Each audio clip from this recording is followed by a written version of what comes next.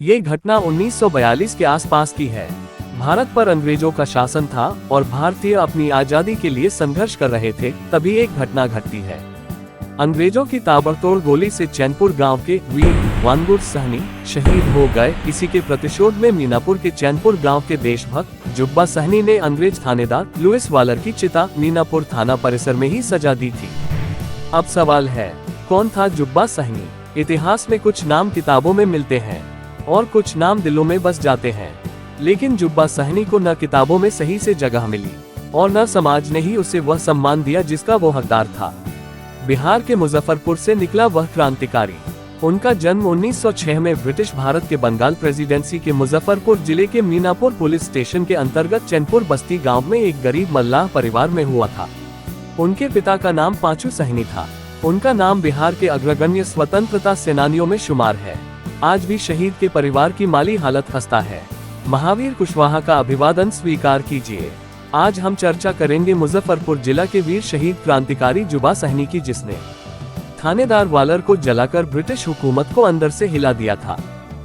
आज आपको वो कहानी सुना रहा हूँ जो इतिहास की नहीं, सम्मान की लड़ाई है। जुब्बा सहनी एक साधारण किसान का असाधारण बेटा था। एक बेहद गरीब भूमिहीन परिवार, जाति मल्लाह या निषाद समाज जो उस दौर में हाशिए पर था। बचपन से ही अंग्रेजी हुकूमत और सामाजिक भेदभाव से पीड़ित उसे मामूली शिक्षा प्राप्त थी, लेकिन अत्यधिक राजनीतिक चेतना रगों में कूट कूट कर भरी थी। घर के हालात कठिन था, लेकिन मन अंदर से बागी और बेचैन। अंग्रेजों के खिलाफ मोर्चा।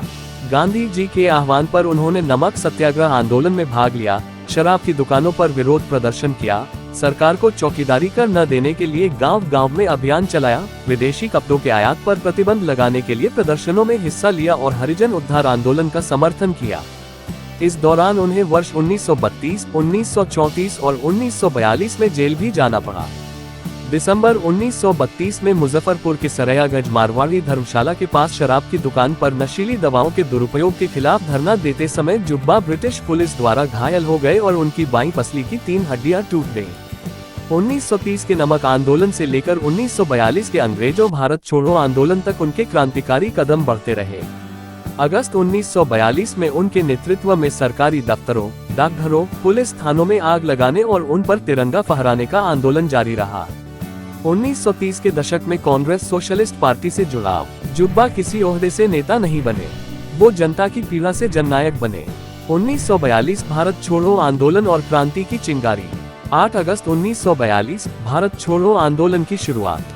जुब्बा सहनी ने अपने साथियों के साथ मिलकर सरकारी टेलीफोन लाइनों को काटा, रेलवे स्टेशनों को निशाना बनाया, सरकारी दस्तावेज जलाए, जनता को गोलबंद किया। उन पर देशद्रोह और हिंसा फैलाने का आरोप, गिरफ्तारी, मुकदमा और फांसी की सजा। अंग्रेजों ने उन्हें गिरफ्तार कर लिया। कोई अफसोस नहीं, कोई माफी नहीं। कोर्ट में उन्होंने कहा, मैंने जो किया वो भारत माँ के लिए किया। अगर मुझे फिर मौका मिले तो मैं फिर करूँगा। 11 मार्च 1944 को भागलपुर सेंट्रल जेल में फांसी दी गई।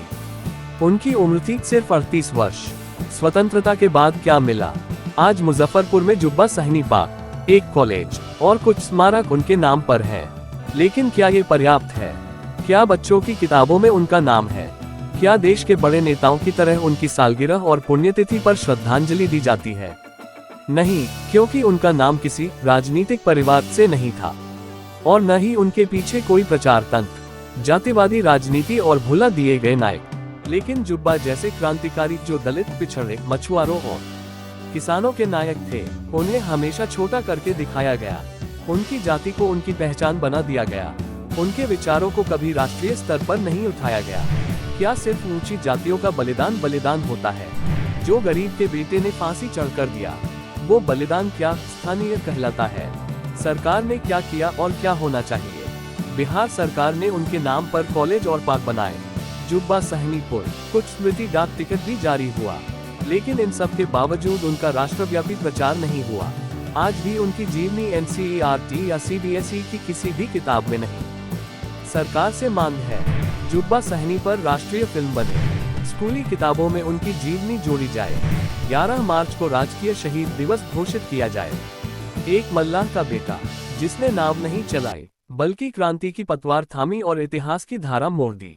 जुब्बा सहनी सिर्फ नाम नहीं, वो चेतना है जो हमें याद दिलाती है कि क्रांति का कोई वर्ग नहीं होता, सिर्फ हौसला होता है। आइए जुब्बा सहनी को केवल नाम से नहीं, उनके विचारों, संघर्षों और शहादत से याद करें। Thanks for watching this video. Please like, share, comment this video and subscribe this channel.